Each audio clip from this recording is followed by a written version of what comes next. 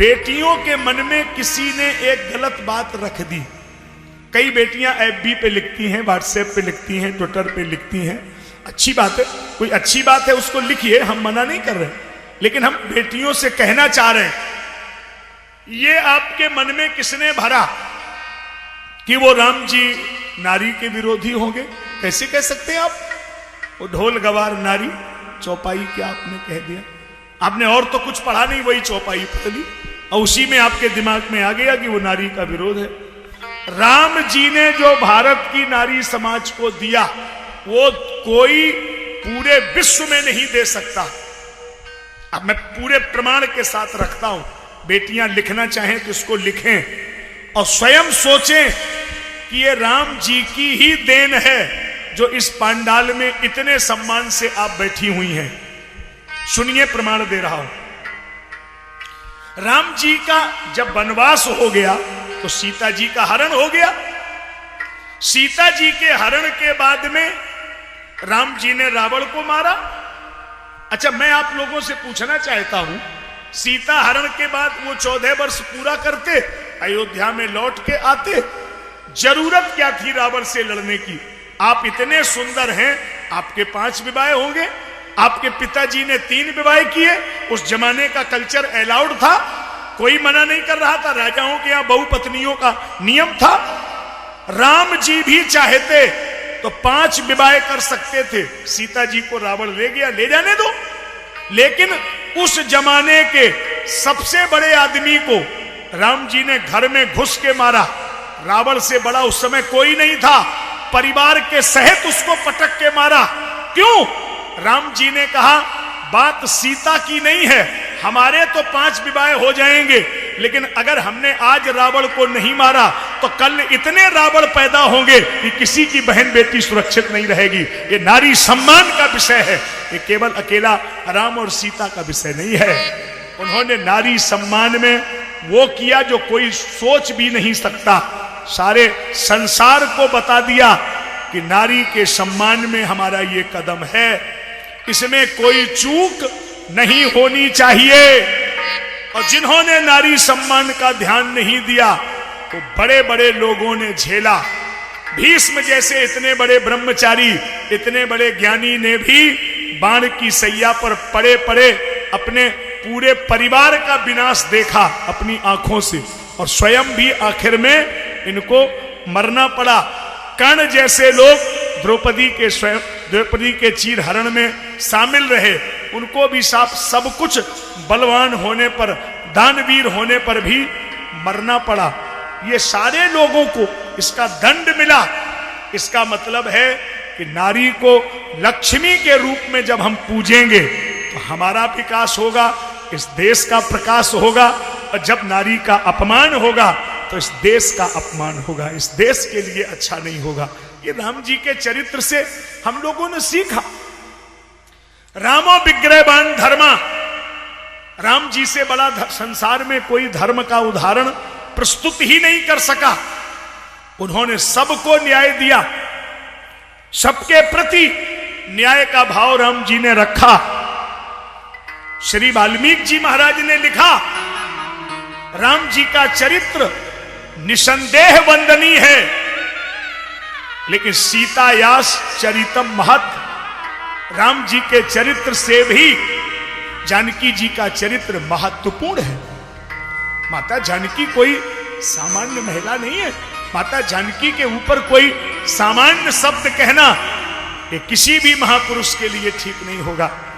वो तो केवल राम की पत्नी नहीं है, वो तो उद्भव स्थित संहार कारणीम क्लेश हारणीम सर्वश्रेयस्करीम सीताम न तो हम राम वल्लभाम।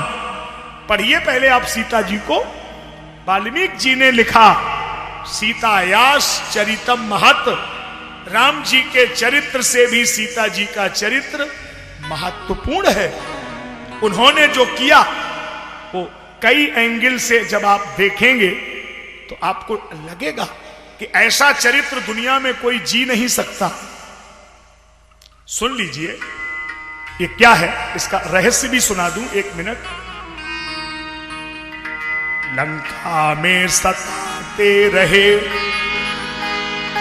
क्रूर आतताई वृंद, किंतु चिंता की प्रभु कृपा की, ना रावण के कृपान की। राम जी गए थे वन जीवन में एक बार, किंतु बनवास गई दो दो बार जानकी। राम जी तो एक ही बार बन गए, किंतु बनवास गई दो दो बार जानकी। राम जानकी माता दूसरी बार भी बन गई।